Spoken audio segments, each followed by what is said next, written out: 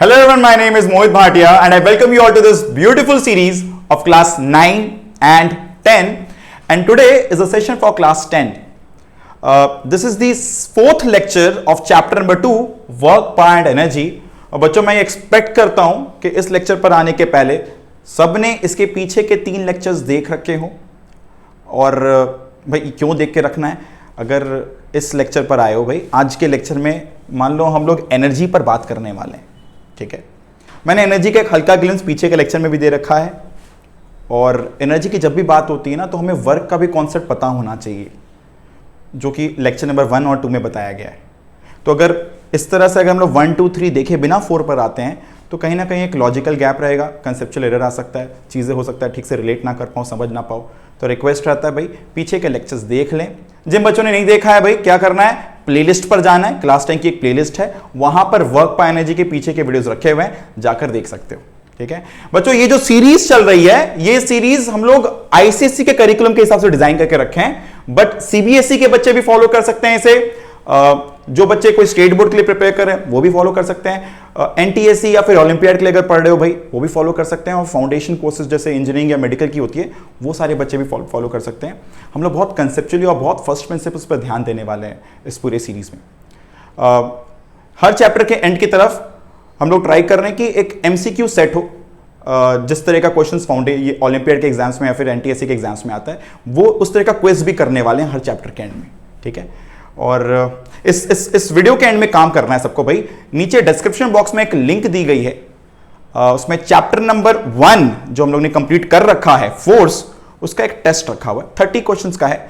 हर एक right question पे +4 मिलता है, रॉन्ग पर माइनस में मिलता है। ये एक आइडियल पैटर्न होता है जेई का, इंजीनियरिंग के एग्जाम्स का, नीट के एग्जाम्स का, या फिर जो भी तरह का तुम एनटीएससी या फिर कोई भी तरह का ओलंपियाड एग्जाम देते हो तो आजकल एमसीक्यू क्वेश्चंस ही आते हैं बच्चों। तो उस पर उसी तरह का एक पेपर बना के रखा गया, जाकर एक टेस्ट दे सकते हो अगर तुम्हारा चैप्टर नंबर 1 प्रिपेयर्ड है तब।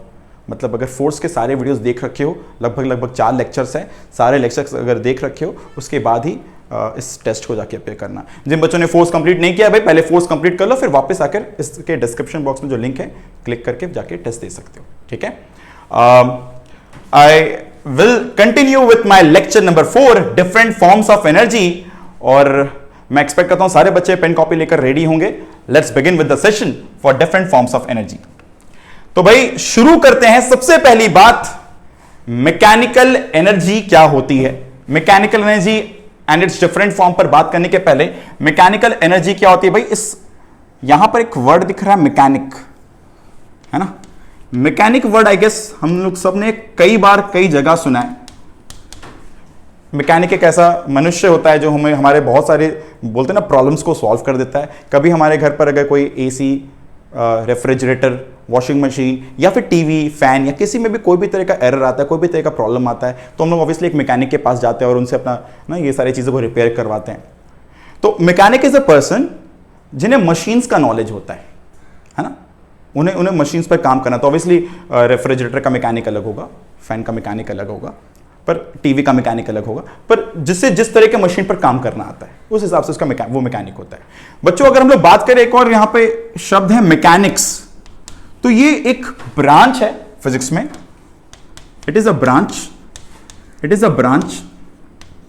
Of science, it is a branch in physics which deals with machines। Ultimately देखो भाई फिजिक्स में ना हम लोग हर तरह के प्रिंसिपल्स पर बात करते हैं, सिद्धांत पर बात करते हैं, जो बेसिक लॉ है नेचर में उसको डिस्कवर करना चाहते हैं कि भाई कोई भी चीज कोई भी तरह से वर्क क्यों कर रही है, क्या कारण है, क्या है ऐसा नेचर में जो हमें नहीं पता है, ठीक है। तो कोई भी मशीन अल्टीमेटली जब बनती है तो भाई उसमें क्या फिजिक्स इन्वॉल्व है, इसका स्टडी जो करते हैं वो हम लोग यहां पर करते हैं मैकेनिक्स में, और इसके एलिमेंट्री टॉपिक्स हैं एक करके हम लोग जो पढ़ते हैं। तो भाई कोई भी मशीन की जब बात की जाती है तो हम लोग उस मशीन्स में कोई भी मशीन में देखेंगे जब, तो वहां पे स्पीड की बात भी करते हैं। अलग अलग कंपोनेंट्स होते हैं जिनमें काइनेटिक एनर्जी होती है ना। कोई पर्टिकुलर अरेंजमेंट रखा जाता है तो वहां पोटेंशियल एनर्जी होती है। तो अल्टीमेटली मैकेनिकल एनर्जी के बारे में अगर बात किया जाए तो मैकेनिकल एनर्जी एक ऐसा एनर्जी है जो बॉडी के रेस्ट या बॉडी के मोशन की स्टेट में स्टोर होता है, the energy possessed by a body due to its state of rest और of motion is called mechanical energy. ठीक है, ऑब्वियसली कोई डायरेक्ट कनेक्शन नहीं है, बट हाँ हम लोग जानते हैं मैकेनिक्स वर्ड का मतलब ये होता है, ये एक ब्रांच है फिजिक्स का जो मशीन से डील करता है, और मैकेनिकल एनर्जी हमें इस मैकेनिकल वर्ल्ड में जो जहां पे मशीन्स हैं उसमें बहुत ज्यादा हम लोग इसको रिलेट कर पाते हैं, डील कर पाते हैं। और ये दो तरह के होते हैं, एक होती है जो बॉडी में मोशन की वजह से होती है, दूसरा जो उसके स्टेट के वजह से, पोजीशन के वजह से, है ना, कॉन्फ़िगरेशन की वजह से होती है।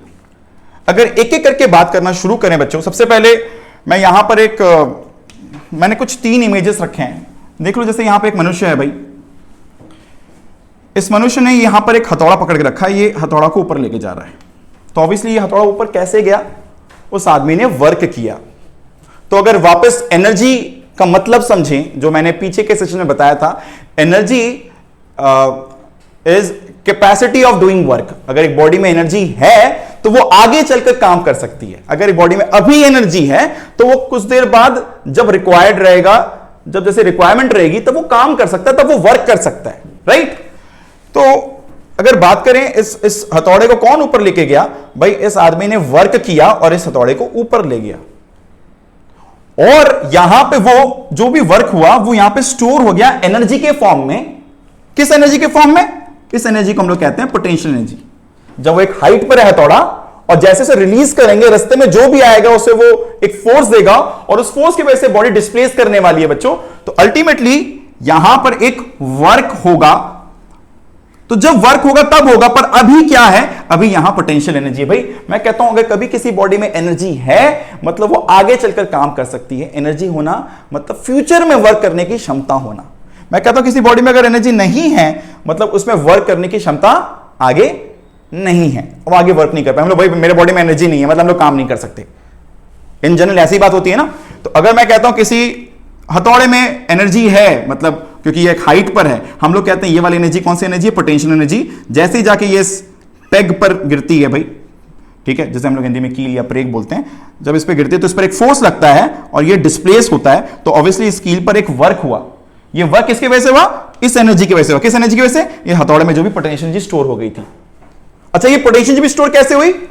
इस मनुष्य ने जब इस हथौड़े को ऊपर उठाया तो इस मनुष्य ने एक काम किया, एक वर्क किया, राइट। अगेन जैसे ही ये हथौड़ा नीचे की तरफ आता है, इस हथौड़े का सारा पोटेंशियल एनर्जी नीचे आते आते पूरा काइनेटिक एनर्जी में कन्वर्ट हो जाता है। अब काइनेटिक एनर्जी क्या है?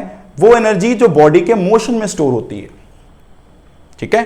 और जैसे वो स्कील को हिट करती है तो वापस वो हथौड़ा पर, स्कील पर एक फोर्स लगता है, वो डिस्प्लेस होता है और वहां पर एक वर्क होता है।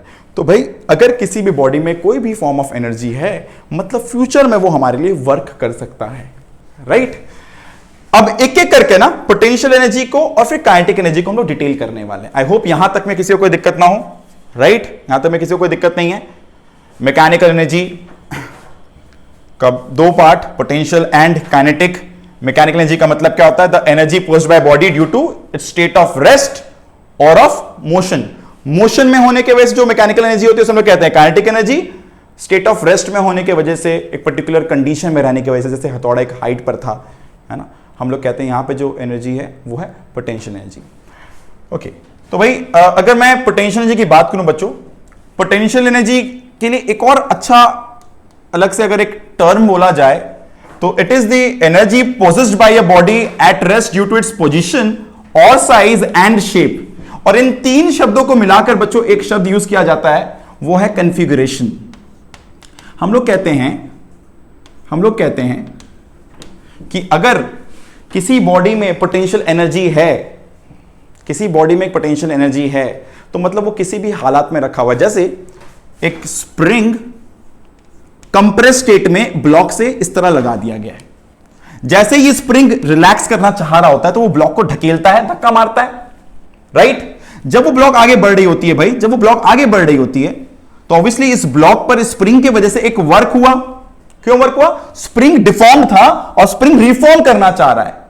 तो जो स्प्रिंग रिफॉर्म करना चाह रहा है वो ढकेल रहा है ब्लॉक को, तो वर्क कर रहा है, ब्लॉक डिस्प्लेस भी हो रही है। तो अगर थोड़ा पीछे चले, थोड़ा पास्ट में चले, तो स्प्रिंग में क्या था? स्प्रिंग में एक पोटेंशियल एनर्जी थी।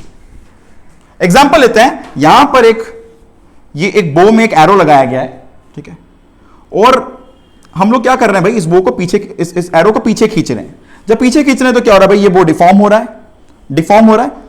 और जैसे ही इसे हम लोग छोड़ते रिलीज करते हैं, इस एरो पर एक वर्क होता है। कैसे वर्क होता है भाई, वो एरो रेस्ट पर था, उस पर स्ट्रिंग की वजह से एक फोर्स लगता है और वो डिस्प्लेस होती है, तो ऑब्वियसली इस पर एक वर्क हुआ। तो अगर उस एरो पर वर्क हुआ तो थोड़ी देर पहले यहां पर इस बो में क्या स्टोर हुआ था, एक पोटेंशियल एनर्जी स्टोर हुआ था। ऑब्वियसली ये जो स्ट्रिंग है, ये बो मूव नहीं कर रही थी पहले, तो पर अगर ये बाद में काम कर पाई तो ये इस पोजीशन, इस शेप के वजह से इसमें एक एनर्जी स्टोर हुआ जो बाद में वर्क कर पाए। तो हम लोग इस तरह की एनर्जी को पोटेंशियल एनर्जी कहते हैं। एग्जांपल लेते हैं, अगर एक हथौड़ा लिए भाई, एक हैमर लिए और हैमर को एक हाइट तक ले जाते हैं अपने, ठीक है ना, एक हाइट तक ले जाते हैं, और जब उसे रिलीज करते हैं तो क्या होता है, वो नीचे जाकर वो जो भी पेग है उसको प्रेस करता है, उस पर वर्क करता है। अब वो पेग के संग क्या हो रहा है डिपेंड करता है किस तरह हम उसको हैमर कर रहे हैं ऑब्वियसली।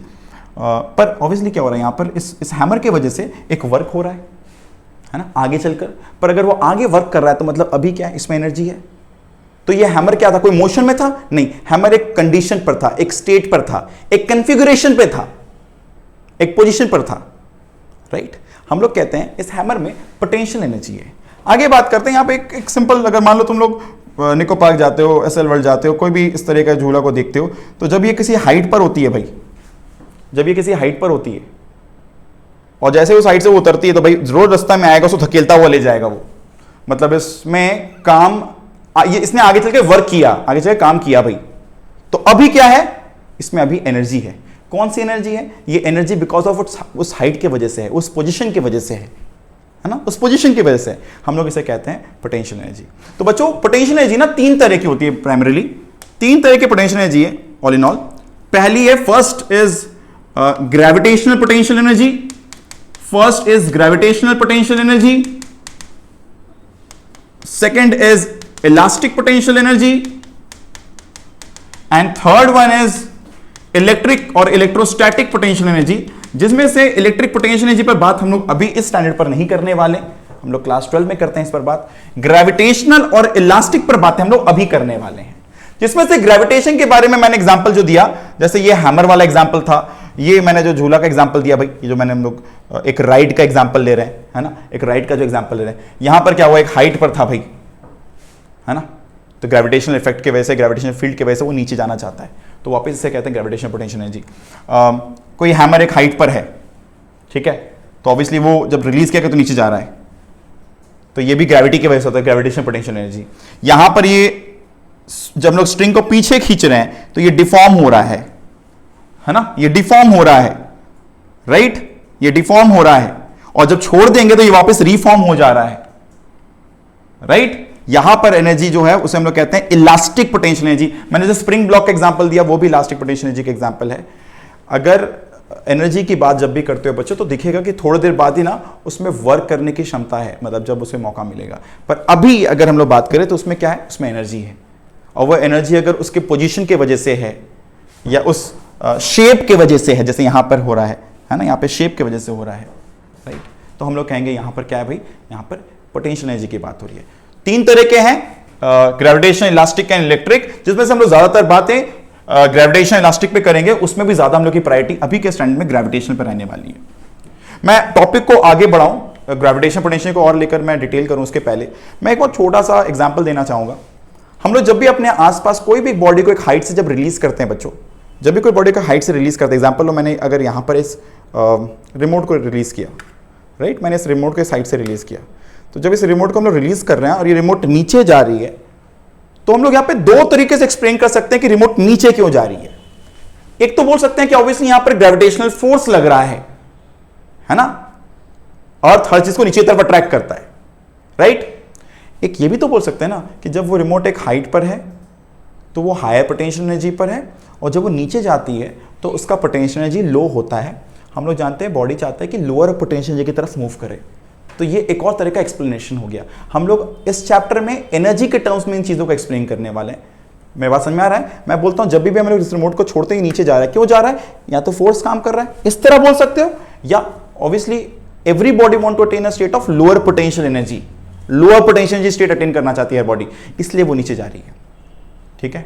कहीं ना कहीं इसी तरीके से हम लोग आज भी, एक out of the way topic है, इसी तरीके से हम लोग आज भी ये एक्सप्लेन कर सकते हैं कि भाई हम लोग क्यों बोलते हैं कि world is, the universe is ever expanding, क्योंकि जब चीजें एक्सपैंड करेंगी कहा जाता है पोटेंशियल एनर्जी और लोअर डाउन होता जाएगा, ऐसे भी बोल सकते हैं।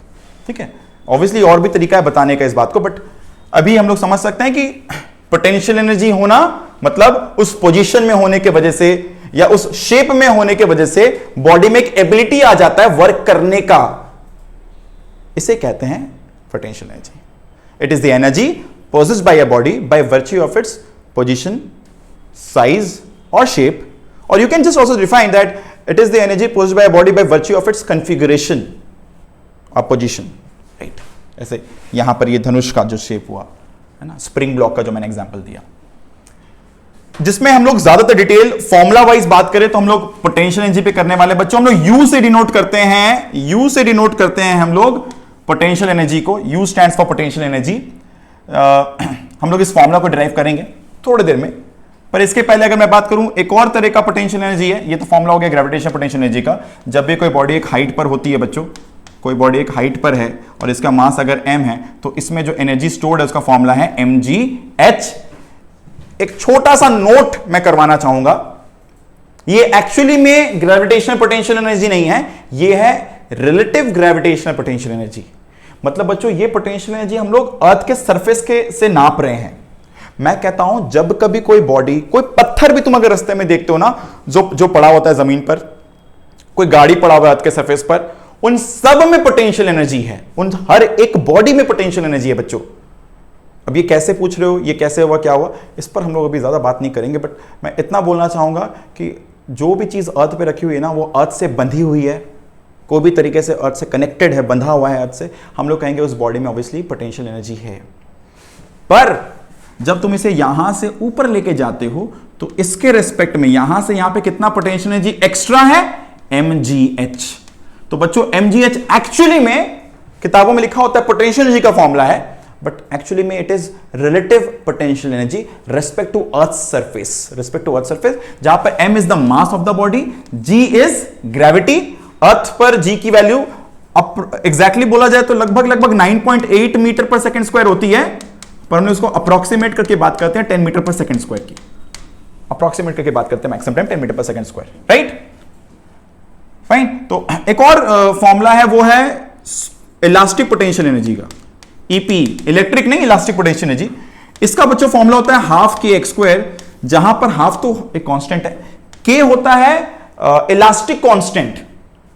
जैसे मैंने बात किया स्प्रिंग वाला एग्जांपल कि मैंने एक ब्लॉक को स्प्रिंग से लगाकर उस ब्लॉक को कंप्रेस कर दिया, तो जब स्प्रिंग को रिलीज करेंगे तो ब्लॉक को ढकेलता हुआ आगे ले जाएगा, है ना, तो मतलब स्प्रिंग वर्क कर रहा है ब्लॉक पर, राइट। तो जितना ज्यादा वो स्प्रिंग डिफॉर्म्ड होता है उतना ज्यादा वहां पर एनर्जी स्टोर होता है। हम लोग का फॉर्मूला यहां पर हाफ के है इलास्टिक कांस्टेंट, एक्स है डिफॉर्मेशन। हम लोग इस पर डिटेलिंग अभी नहीं करने वाले, बस मैंने बता दिया जानकारी के लिए नोट करके रख लो, अपने सिलेबस पर ये नहीं है, ठीक है, अपने स्कूल सिलेबस पर नहीं है, बस जानकारी के लिए मैंने दिया हाफ के एक्स स्क्वायर, राइट, ग्रेट। हम लोग इस पर आते हैं अभी थोड़ी देर में। पहले बात करते हैं काइनेटिक एनर्जी क्या होती है बच्चों। काइनेटिक एनर्जी क्या होती है? It is the energy possessed by a body due to its state of motion is called the kinetic energy. अगर हम लोग यहाँ पे गाड़ी के एग्जांपल लें, अगर ये गाड़ी मूव कर रही है, रास्ते में कोई भी पड़ेगा उसको ढकेलता हुआ ले जाएगा ये, हाँ है ना। देखो भाई ध्यान समझो, यहां पर इस इमेज को देखना है, इस वीडियो को देखना भाई, ये बेचारा प्राणी चला रहा है गाड़ी को, कोई रास्ते में अगर सामने आ जाए, कोई ऑब्जेक्ट आ जाए तो उसको ढकेलता हुआ ले जाएगा, हाँ या ना। तो ये गाड़ी क्या करेगा, उस जो भी ऑब्जेक्ट को सामने देखेगा उस पर वो वर्क करेगा, यस और नो, वर्क करेगा कि नहीं करेगा, जो भी सामने पड़ेगा उसको ढकेलता हुआ ले जाएगा वो। तो अभी इसमें जो एनर्जी है वो काइनेटिक एनर्जी कहलाएगी, बिकॉज अभी इसके मोशन में वो वर्क करने की एबिलिटी स्टोर्ड है। एनर्जी इस capacity of a body doing work, और इसकी जो एबिलिटी ऑफ डूइंग वर्क है वो कहां स्टोर्ड है, इसके मोशन में। मैं कहता हूं जब कभी कोई बॉडी तुम्हें मोशन में दिखता है, हम लोग कहते हैं वहां पर क्या है, काइनेटिक एनर्जी है। ये एक और एग्जांपल दिख रहा है बच्चों, जब किसी बॉल को तुम ऊपर की तरफ उछालते हो या जब किसी बॉल को तुम नीचे तरफ मूव करता हुआ देखते हो, जो भी तरह का मोशन देख रहे हो वहां पर क्या है, काइनेटिक एनर्जी है। यहां पर एक और एग्जांपल दिखाया जा रहा है, जब बॉडी एक हाइट पर है तो सारा एनर्जी किस फॉर्म में है, पोटेंशियल एनर्जी फॉर्म में। जैसे बॉडी को तुम नीचे छोड़े क्या हो रहा है, इसमें पोटेंशियल एनर्जी कन्वर्ट हो रहा है काइनेटिक एनर्जी के फॉर्म में। हम लोग इस कन्वर्जन पर आने वाले हैं, इसके पहले मुझे काइनेटिक एनर्जी का फॉर्मूला जानना है। फॉर्मूला क्या है? Half M we square. Formula क्या है? Half M we square. अब हाफ एम वी स्क्वायर ये क्या है, कैसे बना, इस पर बात करते हैं। एग्जांपल लेते हैं, ये गाड़ी है भाई, ये कार है जो पहले रेस्ट पर थी, ठीक? ये कार क्या थी? पहले रेस्ट पर थी। तब क्या हुआ, मैंने या फिर कोई भी तरह के एक्सटर्नल एजेंट ने इस पर एक फोर्स डाला। अब वो एक्सटर्नल कोई भी एक्सटर्नल हो सकता है। मैं कह सकता हूं इस गाड़ी के अलावा जो भी लोग बाहर हैं, वो रोड भी हो सकता है, रोड पर जो फ्रिक्शन है वो भी हो सकता है, हम लोग जैसे कोई एक्सटर्नल एजेंट भी हो सकते हैं, ठीक है? जो भी कारण से इस पर एक फोर्स लगा, तो ऑब्वियसली क्या हो रही है भाई, उस एक्सटर्नल बाकी सब की वजह से इस पर एक वर्क हो रहा है। वर्क का फॉर्मूला क्या होता है? Force into displacement. जो फोर्स लग रही है और ये कब तक डिस्प्लेस किया, कोई एस अमाउंट से डिस्प्लेस किया, तो ये F into S is the work done by the externals, मतलब उस गाड़ी के बाहर जो भी लोग हैं उन्हें हम लोग कहते हैं एक्सटर्नल, लेट्स से। तो what is the work done? F into S. What is F? Mass into acceleration, right? What is F? Mass into acceleration into S, ठीक है? हम लोग अभी जो ये डेरिवेशन कर रहे हैं बच्चों, ये सिंपल हमारे स्टैंडर्ड का डेरिवेशन है। जब हम लोग हायर स्टैंडर्ड्स पर जाते हैं तो हम लोग, एक टॉपिक है मैथ्स में, एक ब्रांच है मैथ्स में रादर, जैसे हम लोगों ने ट्रिग्नोमेट्री पढ़ा है ना, 9 से स्टार्ट किया है, उसी तरह एक और ब्रांच है, उसका नाम है कैलकुलस। आई होप कुछ लोग जानते होंगे, कुछ लोग नहीं भी जानते होंगे। इस ब्रांच का बहुत वाइड एप्लीकेशन है हमारे 11th और 12th के साइंस सब्जेक्ट्स में, तो उस पर हम लोग बाद में बातें करेंगे। पर हम लोग कैलकुलस के यूज से भी इस फॉर्मूला को डिराइव कर सकते हैं, फिलहाल विदाउट कैलकुलस, ठीक है, बिना कैलकुलस के। तो मैं कह रहा हूं इस गाड़ी को देखो भाई, अगर इस गाड़ी में हमें एनर्जी डालना है, एनर्जी मतलब capacity of body doing work in the near future, जो भी आगे चलकर ये काम कर पाए, है ना, तो ऑब्वियसली इस पर पहले हमें एनर्जी स्टोर करना होगा। एनर्जी कैसे हो रहा है भाई स्टोर? हम लोग यहां पर वर्क कर रहे हैं इस पर, और जो भी हम लोग काम कर रहे हैं वो इसमें स्टोर हो जा रही है। कितना वर्क कर रहे हैं? एफ इंटू एस, जो भी एक्सटर्नल फोर्स लगा और जितने देर तक मेरे उस फोर्स की वजह से बॉडी डिस्प्लेस की, फोर्स और फोर्स जब लग रहा था तब तक मैं कितना डिस्प्लेसमेंट हुआ, एफ इंटू एस। तो एफ का फॉर्मूला बच्चों क्या है? M into a into s. हमें एक फॉर्मूला पता है, v squared equals to u squared plus 2as। Yes और नो मैंने बता रखा है, जिन बच्चों को नहीं पता हो, क्लास 9 की एक चैप्टर है भाई, chapter number 2, motion in 1D, 1 dimension. वहां हम लोग बात करते हैं कि ये जो फॉर्मूला है v squared equals to u squared plus 2as, ये सिर्फ तब एप्लीकेबल है जब एक्सेलरेशन कांस्टेंट होती है। जब कभी एक्सेलरेशन वेरिएबल हो, ये फॉर्मूला एप्लीकेबल नहीं है। हम लोगों ने 3 फॉर्मूला पढ़ रखा है, याद करो क्या क्या फॉर्मूला है, बोलो भाई। s equals to u t plus half a t square, v equals to u plus a t, v square equals to u square plus 2s। ये सारे फॉर्मूला से तब एप्लीकेबल है जब क्या हो? एक्सेलरेशन कांस्टेंट हो, अदरवाइज ये फॉर्मूला एप्लीकेबल नहीं है। यस और नो? बात समझ में आ रही कि नहीं आ रही भाई? Right, okay, great. Getting back, तो अब देखते हैं यहां पे क्या दिख रहा है, ये a इंटू एस दिख रहा है, यहां पे m उतार दो। यहां पर let's say this car starts from rest, this car starts from rest. पहले गाड़ी रुकी हुई थी, रेस्ट पे पड़ी हुई थी, मेरे फोर्स के वजह से बॉडी में मोशन आया, कुछ भी एनर्जी डेवलप हुआ, तो हम लोग u को डालते हैं यहां पर 0, तो v square by 2 is equals to as। समझ में आ रहा है? u जब पुट किए 0, तो v square equals to 0 plus 2as। Yes और नो? तो v square by 2 is as। Yes और नो? यहां पर as की जगह v स्क्वायर बाई 2 पुट कर देंगे तो ये हो जाएगा वर्क डन। यस और no? So work done is equals to mv square by 2, work done is equals to mv square by 2, हाँ या ना? Work done is equals to mv square by 2, और ये जो भी हम लोग काम कर रहे हैं, जो भी वर्क कर रहे हैं, वो इसमें स्टोर हो जा रही है। तो क्या बन जा रहा है? एनर्जी। और ये एनर्जी कैसे दिख रहा है हम लोग को? मोशन में दिख रहा है, इसे हम लोग कहते हैं kinetic energy. Kinetic is something related to motion, है ना? तो फॉर्मूला है काइनेटिक एनर्जी का हाफ mv स्क्वायर। कैसे डेवलप किया? आई होप सबको समझ में आया होगा। मेरे उस वर्क की वजह से उस बॉडी में एक ability of doing work in the near future store हुआ, डेवलप हुआ, और फॉर्मूला है हाफ mv स्क्वायर, जहां पे m is the mass of that car, v is the speed with which this car is moving now. So half mv square is the kinetic energy stored. ठीक है? सब बच्चों ने copy कर लिया भाई? अगर ये सब बच्चों ने कॉपी कर लिया, बच्चों मैं इसी बात को ना एक और बार बताऊंगा, पर एक और कंक्लूजन रहेगा, ठीक है? लेट्स से बच्चों, अगर ये कार इनिशियली रेस्ट पर नहीं होती, इनिशियली इसमें कोई मोशन होता, ये इनिशियल वेलोसिटी नॉन जीरो होती, राइट? तो क्या होता है, मैं बोलता हूं वर्क डन, अभी भी हम लोग एक्सटर्नल फोर्स से एक वर्क हो रहा है, वर्क क्या होता है, F इंटू एस, हाँ या ना, वर्क क्या होता है, F इंटू एस। बच्चों F का फॉर्मूला क्या है, MAS, हाँ या ना, ठीक है, M को M रहने देंगे, AS समझना है क्या है भाई, फॉर्मूला है V square equals to U square plus 2AS, ये जानते हो भाई। ये फॉर्मूला सिर्फ तब ट्रू है जब एक्सेलरेशन कांस्टेंट हो। मैं एक ही चीज का एक्सपेक्टेशन कर रहा हूं भाई, सबको पता हो यहां पे एक्सेलरेशन क्या लग रही है, एक कांस्टेंट एक्सेलरेशन लग रही है, जो भी हो पर कांस्टेंट हो, 1 मीटर पर सेकंड स्क्वायर, 2 मीटर पर सेकंड स्क्वायर, 3 मीटर पर सेकंड स्क्वायर, पर जो भी हो एक कांस्टेंट एक्सेलरेशन हो। तो v square minus you square by 2 is AS। मैंने एक स्टेप जंप किया, मैं यू स्क्वायर को इस तरफ ले गया और बाई 2 कर दिया। तो बच्चों यहां पर लिख देंगे half m v square minus you square, yes और नो, देखो कैसे, v square minus you square by 2 यहां रखे, ये 2 बाहर ले गए। क्या हम लोग इसी को नहीं लिख सकते हैं कि half m v square minus half m u square. बच्चों इसका मतलब होता है final kinetic energy minus initial kinetic energy, मतलब change in kinetic energy, yes और नो। हम लोग कहते हैं जब कभी कोई वर्क होता है एक्सटर्नल फोर्सेस के द्वारा, या फिर work done by all forces, surrounding में जो भी लोग हैं सब मिलकर इस कार पर कोई वर्क कर रहे हैं, this work done is mathematically equals to change in kinetic energy. The work done by all forces from the surrounding is change in kinetic energy, और इसी को हम लोग कहते हैं वर्क एनर्जी थ्योरम। इसे हम लोग कहते हैं वर्क एनर्जी थ्योरम, राइट। ये एक काफी इंपॉर्टेंट कंक्लूजन है, जनरली नहीं पूछा जाता है बट जानकारी के तौर पर रख के रखो, हम लोग के स्टैंडर्ड पर है पर पूछा कम जाता है, हम लोग के स्टैंडर्ड पर है, हम लोग को ये हम लोग के करिकुलम में डिस्कस करना है, इस पर बातें करनी है।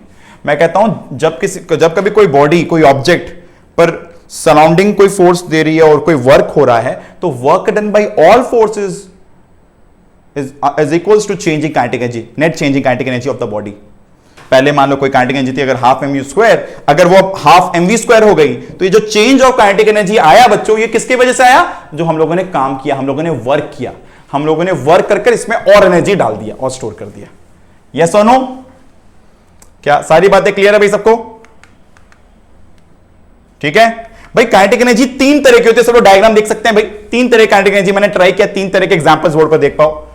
पहला बोर्ड पे भाई पहला डायग्राम देखो, ये बताता है ट्रांसलेशनल काइनेटिक एनर्जी। बच्चों ट्रांसलेशनल काइनेटिक एनर्जी का मतलब क्या हुआ, मैंने फोर्स जब बताया था सेशन नंबर 1 में, मैंने बताया था जब कभी कोई बॉडी अपना पोजीशन चेंज कर रही होती है, बॉडी मूव कर रही होती है कहीं से कहीं जा रहे हैं, मान लो मैं यहां से कहीं और चला गया, मैं जब अपनी पोजीशन चेंज कर रहा हूं, हम लोग कहते हैं हम लोग ट्रांसलेट कर रहे हैं। अब सीधे रास्ते में ट्रांसलेशन को रेक्टिलिनियर ट्रांसलेशन कहते हैं, और मैं अगर कर्वी रास्ता लूं तो हम लोग कहते हैं कर्वीलिनियर ट्रांसलेशन। चलो वो इंपॉर्टेंट नहीं है अभी, जब कभी हम लोग अपना पोजीशन चेंज करते हैं हम लोग कहते हैं हम लोग ट्रांसलेट कर रहे हैं, ठीक है। पोजीशन चेंज हो रहा है, हम लोग एक रेफरेंस लेते हैं, उसके रेस्पेक्ट में अगर हम लोग अपना जगह चेंज कर रहे हैं, पोजीशन चेंज कर रहे हैं, हम लोग कहते हैं हम लोग ट्रांसलेट कर रहे हैं। तो मेरे मोशन की वजह से अगर मेरा लोकेशन चेंज हो रहा है, मेरा पोजीशन चेंज हो रहा है, हम लोग कहेंगे हम लोग में ट्रांसलेशनल काइनेटिक एनर्जी है। डेफिनेशन क्या है, the kinetic energy of the body due to motion in a straight line. अब जरूरी नहीं मोशन इन स्ट्रेट लाइन हो, अब जिगजैग रैंडम मोशन भी हो सकता है, किसी भी तरह का पाथ हो सकता है, जरूरी नहीं कि straight line motion, location change होना, पोजीशन चेंज होना, it's called translation kinetic energy. जैसे यहाँ पे एग्जांपल हो, ये गाड़ी अगर मूव कर रही है, ये कहीं भी जा रही है, या हम लोग कहीं भी मूव कर रहे हैं, एक चिड़िया को तुम देखते हो कहीं से कहीं जाती है ना, एक चिड़िया को तुम देखते हो कहीं से कहीं जाती है, तुम फुटबॉल खेले, तुमने फुटबॉल किक किया और बॉल कहीं से कहीं मूव कर गई, वो सारे ट्रांसलेशन है, बॉडी कहीं ना कहीं से अपना लोकेशन चेंज कर रही है, ट्रांसलेशन हुआ। रोटेशन का मेरा फेवरेट एग्जांपल, सबसे फेवरेट एग्जांपल रहता है, तुम्हारे घर पर अपने सीलिंग की तरफ देखो, तुम्हें फैन दिख रहा होगा, अगर तुम्हारे उस समय फैन है तो तुम्हें फैन दिख रहा होगा। फैन हमेशा क्या होता है, जो सीलिंग माउंटेड फैन होता है उसमें बीच में एक एक्सिस होती है, और जब वो बॉडी हम लोग बोलते हैं कि रोटेट कर रहा है, इसका मतलब उस बॉडी का हर एक पॉइंट सर्कुलर मोशन कर रहा होता है। मैंने बताया पीछे भी ये बात है ना, जब मैं कहता हूं एक बॉडी रोटेट कर रही है, उस बॉडी का हर एक पॉइंट सर्कुलर मोशन कर रहा होता है, ठीक है। इस टॉपिक में बच्चों बहुत सारी बातें मैंने जो फोर्स में बताई है वो सारे भी काम में आ रहे हैं ना, अल्टीमेटली एक सेगमेंट है मैकेनिक्स का। तो जब मैं कहता हूं बॉडी रोटेट कर रही है, मतलब उसका जो एक्सिस है वो मूव नहीं कर रहा है, as a whole fan translate नहीं कर रहा है, कहीं जा नहीं रहा है, उस बॉडी का हर एक पॉइंट सर्कुलर मोशन कर रहा है, हम लोग कहेंगे पूरा फैन रोटेट कर रहा है, पूरा फैन क्या कर रहा है बच्चों? रोटेट कर, रोटेशनल मोशन कर रहा है, राइट?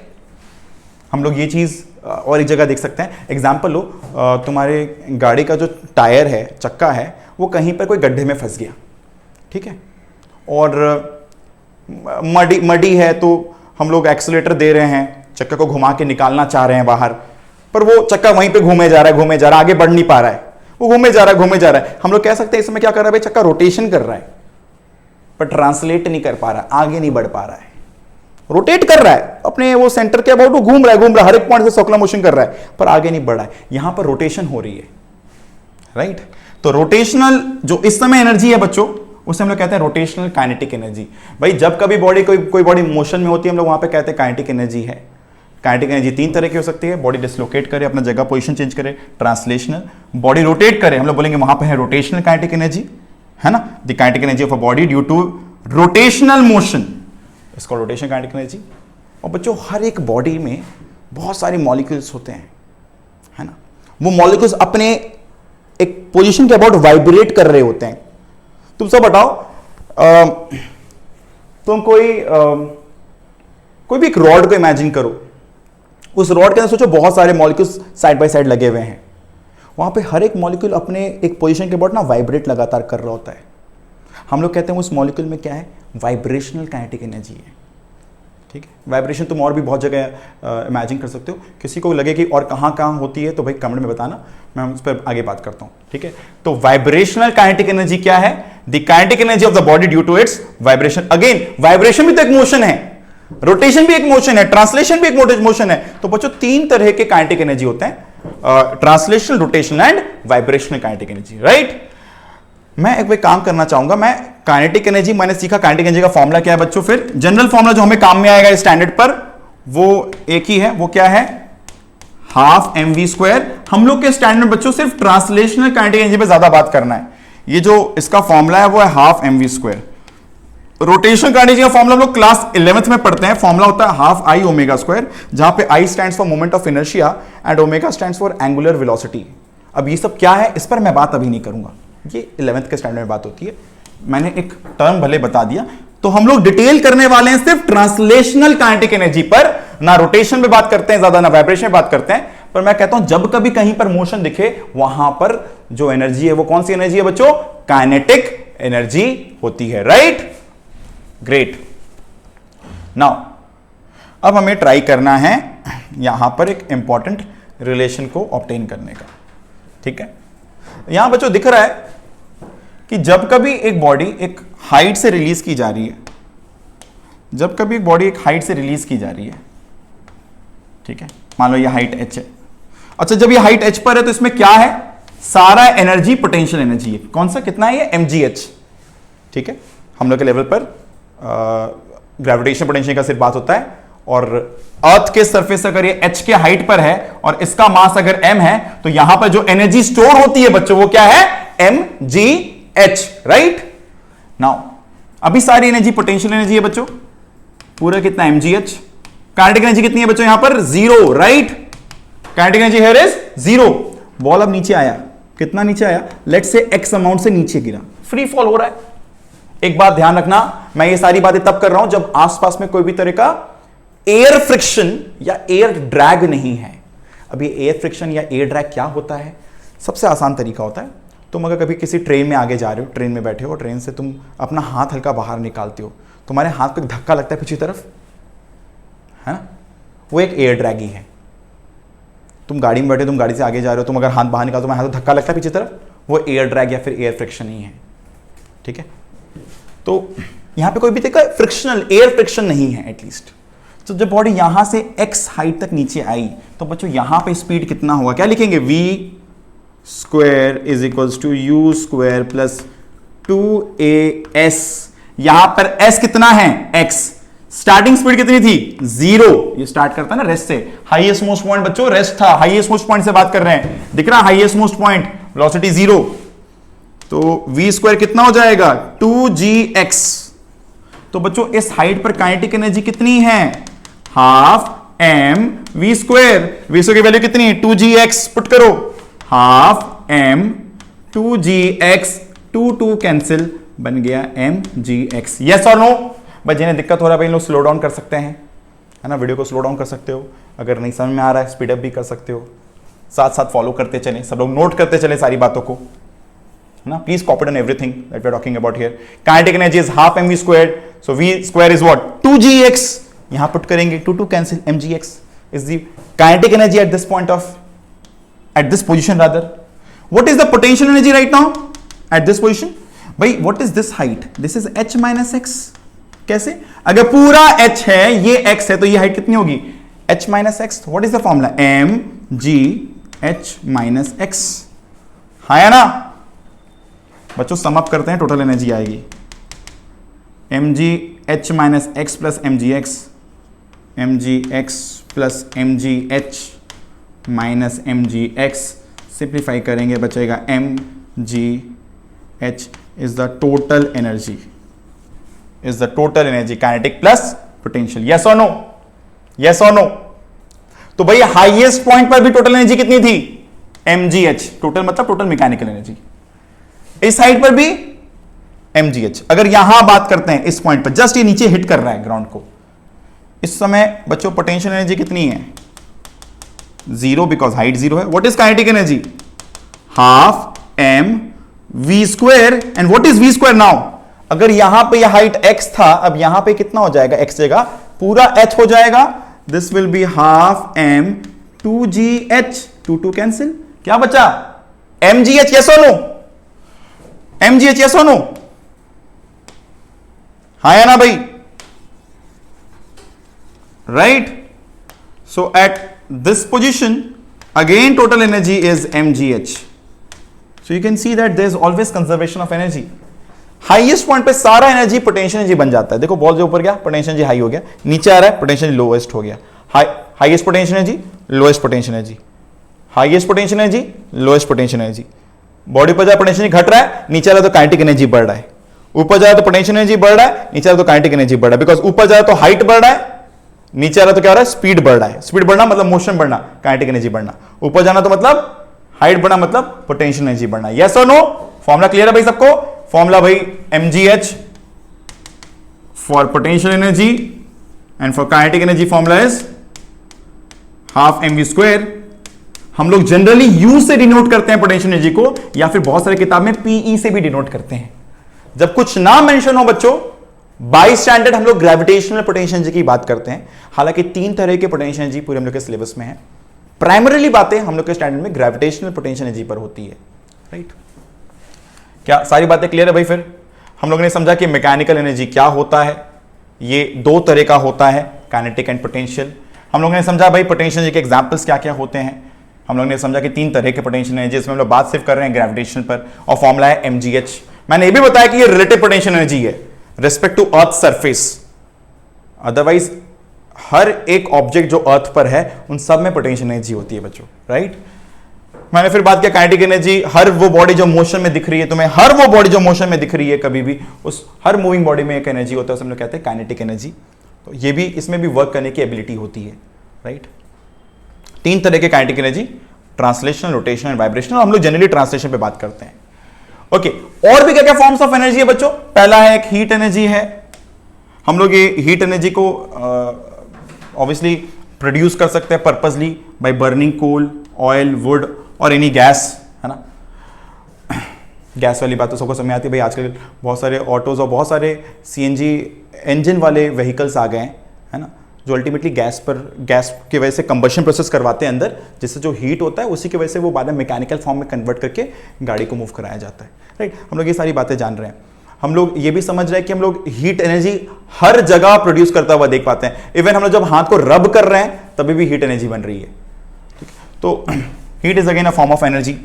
और क्या फॉर्म ऑफ एनर्जी भाई? Light energy. अपने आसपास तुम समझ जाओगे, तुम मुझे देख पा रहे हो, अपने कॉपी को देख पा रहे हो, किताब देख पा रहे हो, एक दूसरे को देख पा रहे हो, it's all because of light there. Right? तो it is a form of energy in presence of which other objects are seen, तो उसे हम लोग कहते हैं लाइट एनर्जी। हीट एनर्जी मैंने बताया जो गर्माहट का सेंसेशन होता है ना। इसके बारे में और भी बातें करनी चाहिए, बट अभी हम लोग इसको रोक रहे हैं, आने वाले डिस्कशंस में और डिटेल किया जाएगा। केमिकल एनर्जी काफी ज्यादा इंपॉर्टेंट है भाई। केमिकल एनर्जी काफी ज्यादा इंपॉर्टेंट है। हम लोग अगर खाना खाते हैं तो एक तरीके से उस खाने की वजह से हम लोग का बॉडी चल रहा है, हम लोग चल पा रहे हैं, दौड़ पा रहे हैं, भाग पा रहे हैं, तो अल्टीमेटली केमिकल एनर्जी की वजह से हम लोग के बॉडी में मैकेनिकल एनर्जी डेवलप हुआ, राइट। केमिकल एनर्जी के वजह से अगर हम लोग बात करें तो देख सकते हैं कि केमिकल एनर्जी की वजह से एक बैटरी को चार्ज कर सकते हैं, तो अल्टीमेटली केमिकल एनर्जी की वजह से इलेक्ट्रिकल एनर्जी बना, और उस इलेक्ट्रिसिटी की वजह से हम लोग वापस गाड़ी के जो वो हेडलाइट्स होते हैं या इवन बहुत सारी व्हीकल्स है जो इलेक्ट्रिक कार होती है वो भी चल पाती है। तो मतलब ये भी बोल सकते हैं कि भाई केमिकल की वजह से इलेक्ट्रिक बना और इलेक्ट्रिक की वजह से मैकेनिकल बना, या सीधा ये भी बोल सकते हैं कि इस केमिकल की वजह से जो पेट्रोल हो गया या पर्टिकुलर कुछ तरह के फ्यूल्स हो गए उसकी वजह से मेरी व्हीकल मूव कर रही है, मतलब केमिकल टू काइनेटिक का एग्जांपल हो गया ये, है ना। मैंने किसी भी व्हीकल को मुझे चलाना है, ड्राइव करनी है, तो हम लोग क्या कर रहे हैं वहां पे केमिकल टू काइनेटिक का कन्वर्जन देख रहे हैं। अगर और बात की जाए तो भाई जितने भी लाइट तुम देख रहे हो अपने आसपास घर में चलती हुई, तुम अपने लैपटॉप को चलते हुए देख रहे हो जहां पे तुम साउंड भी सुन सकते हो, वूफर्स लगा सकते हो, तो एक तरीके से बोल सकते हो भाई उस केमिकल के वजह से तुम इलेक्ट्रिसिटी जनरेट करते हो, उस इलेक्ट्रिसिटी की वजह से तुम्हें लाइट एनर्जी और साउंड एनर्जी मिलती है। इस केमिकल एनर्जी की वजह से हम लोग चल फिर दौड़ पाते हैं, राइट। तो इस तरह से हम लोग हर एक एनर्जी के लिए कन्वर्जन की बातें सोच सकते हैं, बट अभी जो प्रायोरिटी है और भी बातों की बात कर लें भाई, इलेक्ट्रिक एनर्जी हमें पता है, इलेक्ट्रिक एनर्जी हमारे घर में बहुत बहुत ज्यादा इंपॉर्टेंट है, एक फॉर्म ऑफ एनर्जी है। अगर इसके बेसिक्स पर चले तो अगर एक बॉडी पे प्लस चार्ज और एक बॉडी पे माइनस चार्ज और इसे कनेक्ट कर दें और यहां पे कोई बल्ब लगा दिया जाए तो हम लोग देखेंगे बल्ब ग्लो करेगा। तो अल्टीमेटली इलेक्ट्रॉन्स के मोशन की वजह से ये एनर्जी होती है। इलेक्ट्रिक एनर्जी क्या है भाई, किसी भी वायर में इलेक्ट्रॉन्स के काइनेटिक एनर्जी की वजह से, इलेक्ट्रॉन के मोशन की वजह से ये एनर्जी डेवलप होती है, इसे कहते हैं हम लोग इलेक्ट्रिक एनर्जी। न्यूक्लियर एनर्जी एक ऐसी एनर्जी है जो मॉडर्न फिजिक्स में डेवलप की है 1890 के बाद, जब फिजिक्स इवॉल्व हो रहा था वापस, तब हम लोग ने समझा कि भाई एटम भी डिविजिबल है, एटम भी फर्दर डिविजिबल है ना। एटम के अंदर न्यूक्लियस है ना, मतलब एटम न्यूक्लियस और इलेक्ट्रॉन से बनती है, और उस न्यूक्लियस के अंदर प्रोटॉन और न्यूट्रॉन है। हम लोगों ने देखा भाई दो प्रोटॉन जो कि हम लोग जानते हैं कि दोनों प्लस चार्जेस है या फिर दोनों सेम चार्जेस है, ज्यादा मेरे को ये बोलना चाहिए, दोनों लाइक चार्जेस है, दोनों एक दूसरे को रिपेल कर रही होती है, राइट, दोनों एक दूसरे को रिपेल कर रही होती है, बहुत पास पास है, रिपेल कर रही है। तो अगर उन लोग रिपेल कर रही है तो फिर भी वो दो प्रोटॉन कैसे एक साथ उस छोटे से न्यूक्लियस में है। हम लोग कहते हैं एक और फोर्स है जो हमें नहीं पता था, वो है न्यूक्लियर फोर्स। इसके बारे में बातें आइंस्टाइन ने की, जिसके बाद उन्होंने न्यूक्लियर एनर्जी का भी कंसेप्ट हमें दिया। मैं न्यूक्लियर एनर्जी पे थोड़ा सा आउट ऑफ द वे जाके बता रहा हूं, जानकारी के लिए हमें थोड़ा सा जान लेना चाहिए, आगे चल के मैं बताऊंगा और भी इस पर। हम लोग जब मॉडर्न फिजिक्स पे बात करते हैं तो और डिटेल करते हैं इस पर। हम लोग बोलते हैं कि इवन सन एक हाइड्रोजन गैस बॉल है, हाइड्रोजन गैस बॉल है, और वहां पे हाइड्रोजन हाइड्रोजन का फ्यूजन होता है। फ्यूजन मतलब मिलना, है ना, एड अप होता है, और फ्यूजन मतलब ब्रेक होना, टूटना। तो हाइड्रोजन हाइड्रोजन के फ्यूजन की वजह से वहां पे हीलियम बनता है, और हमें इतना ह्यूज अमाउंट में हम लोग अर्थ के सरफेस तक भी इतनी एनर्जी मिलती है। सोचो उस सन की वजह से पूरे सोलर सिस्टम को एनर्जी मिल रही है, इवन हम लोग को भी एनर्जी मिल रही है, और इतने बड़े अमाउंट में इतने सालों से मिल रही है। मतलब समझ में आया होगा कि भाई न्यूक्लियर एनर्जी एक बहुत अच्छा सोर्स ऑफ एनर्जी है। और आज अगर सोचें ना तो हम लोग सबसे ज्यादा एनर्जी की किल्लत में, बिकॉज हम लोग को जो भी चीज पर ऑपरेट करना है, काम करना है, हमें एनर्जी चाहिए। गाड़ी के चलने के लिए भी एनर्जी चाहिए, घर में लाइट फैन, इवन हम लोग जो कम्युनिकेट कर पा रहे हैं इसके लिए भी हमें एनर्जी चाहिए, राइट। अब वो एनर्जी का जो प्रोडक्शन सोर्स है हमें उसे ईयर बाय ईयर एफिशिएंट बनाना है। तो न्यूक्लियर एनर्जी पर हम लोग बहुत काम कर रहे हैं, बहुत रिसर्च कर रहे हैं। और अगर बट ये एक दूसरी बात है कि हम लोग जो फेनोमेना सन पर देखते हैं वो फेनोमेना आज तक अर्थ पर नहीं करवा पाए हैं, बिकॉज ऑब्वियसली सन पर जो फेनोमेना कराया जाता है वहाँ पे लगभग 6000 केल्विन के टेम्परेचर पर होता है। ये जो हाइड्रोजन हाइड्रोजन फ्यूजन होता है ना, दो हाइड्रोजन मिलकर हीलियम बनता है और बहुत सारा एनर्जी प्रोड्यूस होता है, ये बहुत हाई टेम्परेचर पर होता है। उतने हाई टेम्परेचर पर हम लोग अर्थ पे करवा नहीं सकते। ऑब्वियसली किसी भी बर्तन में किसी भी कहीं पे भी करोगे तो ऑब्वियसली मेल्ट हो जाएगा भाई, है ना। तो अभी तक अर्थ पे नहीं करवा पाए। अगर ऐसा अर्थ पे करवा पाते, सोचो कि अर्थ में कितना पानी है, कितना H2O है, कितना अमाउंट में पानी है। तो ऑब्वियसली मेरे पास हाइड्रोजन का सोर्स है, हमारे पास हाइड्रोजन का एक सोर्स है। इतना पानी होना मतलब हाइड्रोजन का बहुत बड़ा सोर्स है। मतलब हम कितना, मतलब बड़े तादाद में कितने आराम से एनर्जी बना सकते हैं अगर वो फेनोमेना जो सन पर होता है हम लोग अर्थ पर कर पाए तो। बट अभी तक नहीं कर पाए। अभी तक हम लोग जनरली फ्यूजन प्रोसेस कर पाए हैं। फ्यूजन मतलब वो टूटना, बड़े बड़े हैवी न्यूक्लियस को तोड़कर हम लोग वहां से एनर्जी निकालते हैं। इस पर और बातें बाद में करेंगे। ठीक है। साउंड एनर्जी वापस मैं बोलता हूं भाई, जब हम लोग कुछ बात कर रहे हैं तो हम लोग के गले में जो वाइब्रेशन हो रहा है ना, ये जो वाइब्रेशन हो रहा है इससे हम लोग सुन सक रहे हैं, इस वाइब्रेशन की वजह से हम लोग सुन पा रहे हैं, इसे हम लोग कहते हैं साउंड एनर्जी। ये वाइब्रेशन ही है जिसकी वजह से हम लोग सुन पा रहे हैं, और ये वाइब्रेशन प्रोपेगेट कर रही है, राइट। इस पर बातें हुई पहले भी, क्लास 9 में पढ़े हो, है ना। हम लोग जानते हैं भाई मून पर एटमॉस्फेयर नहीं है बोल के साउंड प्रोपेगेट नहीं कर पाता है, ठीक है, हमें आवाज सुनाई नहीं पड़ेगा एक दूसरे का। फाइन बच्चों, अब हम लोग ना कुछ 5-6 न्यूमेरिकल्स करेंगे और इस वीडियो को एंड करेंगे। हम लोग ने ट्राई किया एनर्जी का कुछ बेसिक आइडिया मतलब लेने का, समझने का कि भाई एनर्जी क्या होती है, मैकेनिकल एनर्जी क्या होती है, काइनेटिक एनर्जी का फॉर्मूला क्या होता है, हाफ mv स्क्वायर, पोटेंशियल का फॉर्मूला क्या होता है mgh, और ये सब तरह की बातें। अब हम लोग कुछ एप्लीकेशन न्यूमेरिकल करेंगे, ठीक है। शुरू करते हैं पहले क्वेश्चन से। A body of mass 5 kg is taken from a height of 5 metre to 10 metre. एक बॉडी है जिसे हम लोग पहले जो 5 मीटर की हाइट पर थी ऑलरेडी, और इसे हम लोग 5 मीटर से 10 मीटर की हाइट पर लेंगे। तो हम लोगों ने यहां पे चेंज ऑफ हाइट देखा। सवाल है find the increase in its potential energy. बच्चों फाइनल पोटेंशियल एनर्जी कितनी है, mg इंटू 10, और इनिशियल कितनी है, mg इंटू 5। तो डिफरेंस कितना है, mg 10 माइनस 5 मतलब 5। बच्चों m कितना है, m है 5 kg, g कितनी है 10 इंटू 5 मतलब कितना हो गया 250 जूल्स, राइट। इतना चेंज, इतना इंक्रीज इन पोटेंशियल एनर्जी हुआ, mg into 10 minus mg into 5, right, great. और बच्चों मुझे आई गेस सबको पता होगा एनर्जी कोई भी फॉर्म में हो यूनिट जूल्स ही रहता है, right. Next, a body of mass 1 kg falls from a height of 5 metre, how much energy does it process at any instant. 1 kg का मास है, ये 5 मीटर की हाइट से गिर रहा है, how much energy does it possess at any instant. बच्चों इस हाइट पे कितना है, m g h मतलब 50 जूल्स। जब ये नीचे आ रही है बच्चों तो क्या हो रहा है, कुछ पोटेंशियल काइनेटिक में कन्वर्ट हो रहा है, कुछ पोटेंशियल काइनेटिक में कन्वर्ट हो रहा है, कुछ पोटेंशियल रह जा रहा है, फिर नीचे जा रहा है, कुछ और काइनेटिक बन रहा है, कुछ पोटेंशियल रह जा रहा है, और जब नीचे एकदम आया तो पूरा पोटेंशियल काइनेटिक बन गया। बट बच्चों हर एक इंस्टेंट पर टोटल एनर्जी वो 50 जूल ही रहेगी अगर कोई भी तरह का एयर ड्रैग या एयर फ्रिक्शन काम ना करे। जो हाईएस्ट पॉइंट पर पोटेंशियल एनर्जी है बच्चों वो हर एक इंस्टेंट पर रहने वाली है, right. Total energy will remain same, energy will remain conserved, right, great.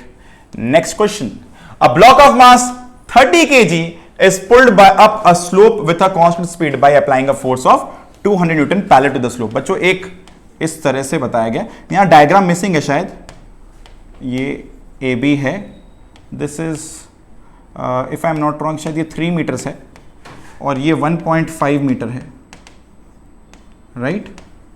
यहां पर एक ब्लॉक है, इस पर एक फोर्स लग रही है 200 न्यूटन की। तो what is the work done by this force 200 का, और कितना डिस्प्लेसमेंट 3 मीटर्स, कितना हो जाएगा 600 जूल्स। यस और नो, ये हुआ पार्ट 1, ये हुआ पार्ट 1। पार्ट 2 क्या होगा, the potential energy gained by the block. What is the potential energy gained by the block. भाई मुझे पता है ब्लॉक इस हाइट पर आ गई है, कितना हाइट बढ़ा 1.5 ना, तो what is the potential energy m g h। What is m is 30, okay, तो 30, g is 10 और h is 1.5, कितना हो जाएगा 450 जूल्स, 450 जूल्स, राइट। बच्चों देखो हम लोगों ने काम किया 600 जूल का, पर यहां पर एनर्जी स्टोर हुई कितना 450 जूल्स की, बचा वो 150 जूल्स कहां गया पता है। हम लोगों ने जो भी वर्क किया वो सारा का सारा वर्क कन्वर्ट स्टोर नहीं हुआ पोटेंशियल एनर्जी फॉर्म में, कुछ कम स्टोर हुआ है। हम लोगों ने वर्क किया इतना, ये 200 न्यूटन के फोर्स ने वर्क किया 600 जूल्स और इतना स्टोर हुआ। हम लोग कहते हैं लगभग 150 जूल्स का जो एनर्जी है ना वो पक्का हीट में या किसी भी और फॉर्म में लॉस हो गया, लूज हो गया होगा। जब हम लोग एग्जांपल लो, कोई भी एक पटरे पर एक ब्लॉक को घसीटते हुए खींचते हैं तो वहां पे आवाज, साउंड बनता है, हीट बनता है ना। उन सारे फॉर्म में मैकेनिकल एनर्जी लूज आउट हो गई, मैकेनिकल एनर्जी का लॉस हो गया, राइट। मैकेनिकल एनर्जी किस में कन्वर्ट हो गया, साउंड में या फिर हीट में कन्वर्ट हो गया, यस और नो। तो ये जो डिफरेंस है वो कहां गया, लॉस हुआ, किस फॉर्म में, साउंड या हीट के फॉर्म में। Next, how fast should a man weighing 600 newton run so that his kinetic energy is 750 joules. भाई 600 न्यूटन का वजन है, इसका मतलब वजन मतलब क्या होता है, m into ji.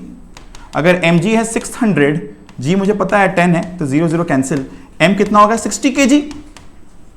Yes, so what is the kinetic energy? Half mv square is equals to 750।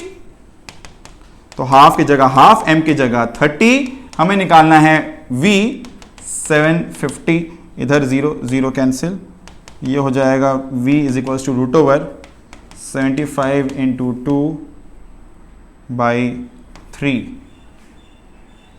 ठीक है, कुछ गड़बड़ है क्या, कुछ गड़बड़ है क्या? यहाँ मैंने लिखा था 60, मैं यहाँ 30 लिख दिया, क्यों लिखा पता नहीं, यहाँ 60 होगा, राइट। सिंप्लीफाई करते हैं, ये 3 25 बाहर 5, तो स्पीड कितना आ गया 5। Half M we square 600 newtons मतलब 60 kg, 60 यहाँ पुट किए, वी स्क्वायर 75 इंटू 2/6, सिंप्लीफाई करने पे 25 का रूट 5 आया। 5 क्या मीटर पर सेकेंड है। इसे कभी अगर जल्दबाजी में यूनिट में सोचा, भाई यूनिट ध्यान रखना, सारे यूनिट हम लोग एसआई में ही रख रहे हैं। Okay, how is the kinetic energy of a moving cart affected if its mass is doubled. भाई काइनेटिक एनर्जी मैंने क्या बताया, फॉर्मूला है half M we square, right. मतलब काइनेटिक एनर्जी क्या है, directly proportional to mass and square times proportional to velocity और speed, right. तो पहले पार्ट पे देखते क्या हो रहा है। पहले काइनेटिक एनर्जी थी कुछ भी, तो अब वो मास हो गया डबल, तो नया वाला काइनेटिक एनर्जी क्या होगा, half of 2 times M we square, तो 2 times of the older kinetic energy, पहले वाला जो भी था उसका ट्वाइस हो गया नया काइनेटिक एनर्जी, मास अगर डबल हो जाए। पार्ट बी क्या है, पार्ट बी क्या है, स्पीड 1/3 हो गया, तो काइनेटिक एनर्जी क्या है नया वाला, हाफ एम वी बाई 3 का स्क्वायर, मतलब क्या हो गया, half M we square by 9। मतलब नया वाला काइनेटिक एनर्जी पुराने वाले का बाई 9 टाइम्स है। कैसे, मैंने v की जगह v बाई 3 का स्क्वायर किया, v स्क्वायर बाई 9, राइट। ठीक है, कॉपी हो गया भाई। मास डबल किए तो ये हुआ, वेलोसिटी 1/3 हुई तो v स्क्वायर बाई 9, पहले वाले का बाई 9 टाइम्स। और बच्चों ये एक क्वेश्चन है जो मैं होमवर्क दे रहा हूं, काफी बड़ा क्वेश्चन है। ठीक, हम लोग इस क्वेश्चन को अगले क्लास में आंसर करेंगे और वहीं से हम लोग अपने डिस्कशन को कंटिन्यू करने वाले हैं। एनर्जी पर एक और लगभग लास्ट सेशन रहेगा अगला वाला, और उस सेशन पर हम लोग पूरा वाइंड अप करना चाहेंगे पूरे टॉपिक को, राइट। बस स्क्रीनशॉट ले लो भाई, ये होमवर्क रहा, सोचना है आराम से सबको। अच्छा क्वेश्चन, कर पाओ तो अच्छा बात, नहीं कर पाओ तो भी कोई दिक्कत नहीं, बस ट्राई करना है, अटेम्प्ट करके रखो, कोशिश करना, उसके बाद नेक्स्ट वाले वीडियो में जाके देखना है कि भाई सोल्यूशन क्या है इसका, राइट।